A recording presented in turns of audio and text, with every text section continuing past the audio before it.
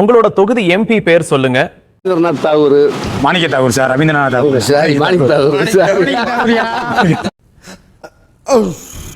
இந்த தேர்தல்ல நடிகர் நடிகைகள் போட்டிடுறாங்க. அத பத்தினா உங்கள் கருத்து? அந்த முகத்தை பார்க்கத்தே ஆள் வரும். அவங்கள்ட்ட வேற என்ன கொள்கை இருக்கு? அவங்க கட்சியை கொண்டு போய் அடமானம் வச்சுட்டாங்க. அதே கேவலமா பேசுறாங்க. என்ன இருந்தாலும் தனியா இருந்தா அது வேற. அதுவும் பிஜேபியில் போய் சேர்ந்தது தெற்கெல்லாம் நாடார் சமுதாயத்தில் ரொம்ப கேவலமா பேசுறாங்க. சரத்குமார். இந்த தொகுதியில விஜயகாந்த் மகன் விஜய் பிரபாகரன் போட்டி போடுறாரு. அதை பத்தின உங்களோட கருத்து? அனுதா ஓட்டு இந்த ஏரியாவில் விழுமான்றதுக்கு டவுட் தான். இந்த மாதிரி ஒன்றும் அந்த எழுச்சி இல்லை. ஒரு பெரிய தலைவர்கள் ஏதாவது ஆச்சுன்னா அந்த இதை வச்சு அனுதாப ஓட்டு விழும் பார்த்தீங்களா? அந்த மாதிரி அனுதாபம்லாம் ஒன்றும் இல்லை. விஜயகாந்த் நல்லவர் தான், நல்லா செஞ்சிருக்காரு, அதெல்லாம் உண்மைதான். ஆனால் அது ஓட்டா மாறுமான்றது சந்தேகம். ஏன்னா அவங்களோட நடவடிக்கைகள் அப்படித்தான் இருக்கு. ஒரு தொகுதி உடன்பாடு பேசுறதே எத்தனை டிராமா அடிக்கிறாங்க, எத்தனை கூத்தடிக்கிறாங்க. நறுக்கு 4 வாரத்தில் பேசி முடிக்காம யார் கூட கொடுப்பா, யார் பதவி தருவா, இந்த பொசிஷன்ல தானே போறாங்க. அதெல்லாம் மக்கள் பார்க்கத்தானே செய்யறாங்க. இன்னைக்கு டிஎம்கே கூட்டணியும் வச்சிருக்காங்க. டக்கு டக்கு டக்குன்னு அதே கட்சி சேர்ந்துச்சு, அதே சீட்டு எவ்வளவு நீட்டா போயிருச்சு. இந்த ஏடிஎம்கேயும் பிஜேபியும் எத்தனை நாளா இழுத்துருச்சு. பாமக அங்கிட்டு வருமா, அங்கிட்டு போமா. விஜயகாந்த் கட்சி இங்கிட்டு வருமா, அங்கிட்டு போமா. எவ்வளவு இருக்காக்குறாங்க ஜனங்களை. என்ன கொள்கை இருக்கு, என்ன கோட்பாடு இருக்கு? ஒண்ணுமே கிடையாது. இப்ப மத்தியில 10 வருடமா இருக்கிற ஆட்சியை பத்தி உங்களுடைய கருத்து? அண்ணாச்சி செத்து சுண்ணாமாயிட்டாங்க. நான்லாம் ஒரு தொழில் வச்சு நடத்திக்கிட்டு இருந்தவன். எங்க தொழிலுக்கு 5% டாக்ஸ் இருந்துச்சு. ஜிஎஸ்டின்னு ஒன்ன கொண்டு வந்து 18% டாக்ஸ். 1 லட்சம் ரூபாய்க்கு நான் சரக்கு வாங்கினா 18,000 ரூபாய் நான் வரி கட்ட வேண்டியிருக்கு. 1 லட்சம் ரூபாய்க்கு சரக்கு வாங்கி 18,000 ரூபாய் வரி கட்டி, இடத்து வாடகை, கரண்ட் பில்லு, லேபர் காஸ்ட் எல்லாம் பார்த்து நான் 10% லாபம் 5% லாபம் பார்க்க முடியல. ஆனால் வரி 18% நான் கட்ட வேண்டியிருக்கு. எப்படி தொழில் எந்திரிக்கும், எப்படி பிழைக்க முடியும்? தொழில் செய்யலை, சும்மா உட்காந்துருக்கோம்.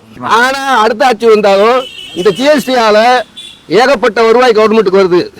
இவங்க அதே பிடிச்சிக்கிட்டு ஜிஎஸ்டியை குறைக்காம அதே ஃபாலோ பண்ணா தொழில் பூரா இன்னும் நசியத்தை செய்யும். ஜிஎஸ்டியை குறைக்கணும், பழைய லெவலுக்கு வரணும். உங்க தொகுதி எம்பி உங்க தொகுதிக்கு என்ன பண்ணியிருக்கிறார்?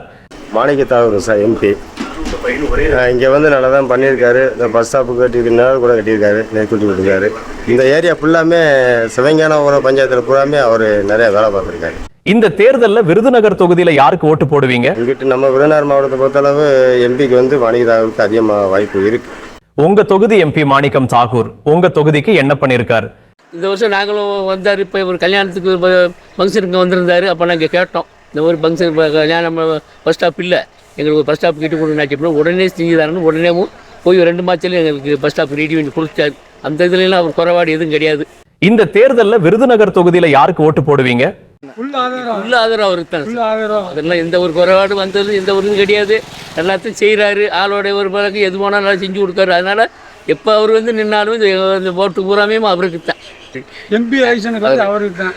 இப்போ மத்தியில் 10 வருடமா இருக்கிற ஆட்சியை பத்தி உங்களுடைய கருத்து? 10 வருஷம் ஆண்டு காலத்தில் எந்த ஒரு எதுவுமே ஒன்று கிடையாது.